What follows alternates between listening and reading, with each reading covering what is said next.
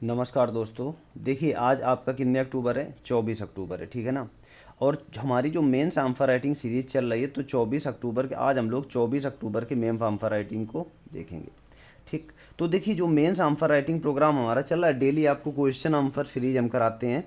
और प्री हो गया मेंस हो गया किसी भी स्टेट का, तो आपको प्री या मेंस में आपने देखा होगा कि कुछ ना कुछ आपको तैयार करना ही पड़ेगा मेंस के लिए।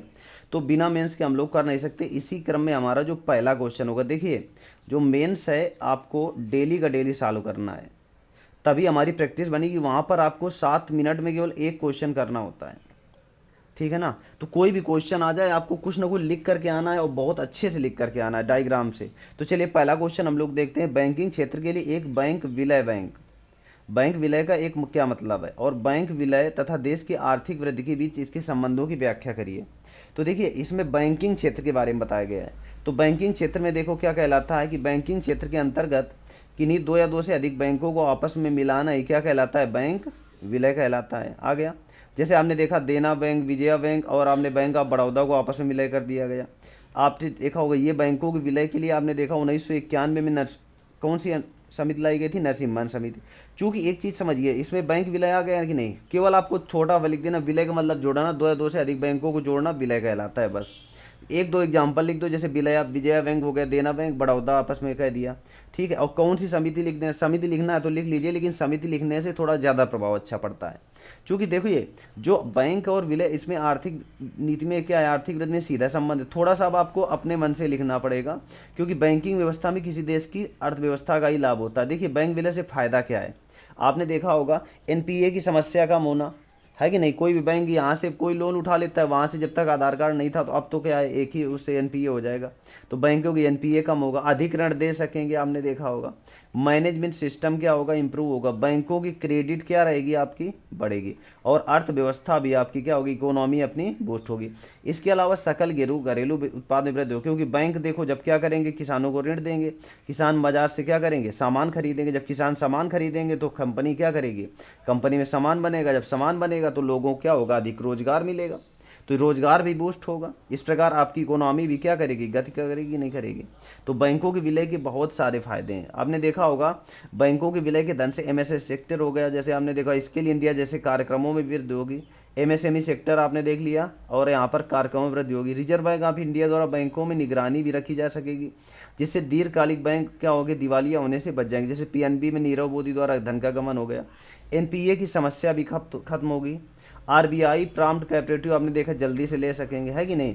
तो आपने देखा इस प्रकार कह सकते हैं कि बैंकों के विलय और देश की अर्थव्यवस्था का सीधा संबंध है। देखिए बहुत कठिन क्वेश्चन इसमें कुछ नहीं था, आपको वहाँ पर थोड़ा सा बस थोड़ा दिमाग लगा। देखिए मैंने बैंक के बारे में बता दिया, यहाँ पर विलय कर दिया, विजया बैंक लिख दिया। उसके बाद देखिए ये छोटे से 3-4 टर्म लिख दिए, और उसके बाद देखिए थोड़ा सा इकोनॉमी बूस्ट के बारे में बता दिया, और उसके बाद अर्थव्यवस्था का एमएसए में हो गया, स्कल कार्यक्रम में हो गया।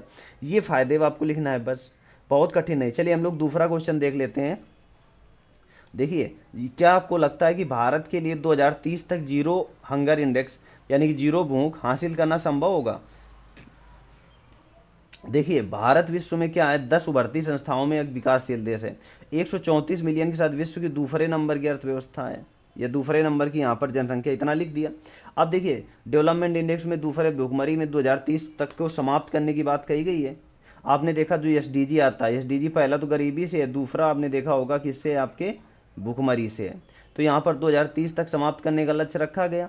तो निम्न कदम उठाए गए, जैसे सार्वजनिक वितरण प्रणाली के तहत क्या हो जाएगा? बीपीएल तथा अन्य राशन कार्ड के बारे में आ गया, सस्ते हो गया, है कि नहीं। देखिए अन्य कदम सार्वजनिक, इसमें क्या बताया गया है? गरीबी उन्मूलन के लिए। देखिए यहाँ पर जीरो भूख इंडेक्स है कि नहीं है, तो हम क्या कर सकते हैं? सरकार ने क्या किया है कि जो सार्वजनिक वितरण प्रणाली है तथा अन्य राशन कार्ड में सस्ते कीमत पर अनाज उपलब्ध करा रहा है।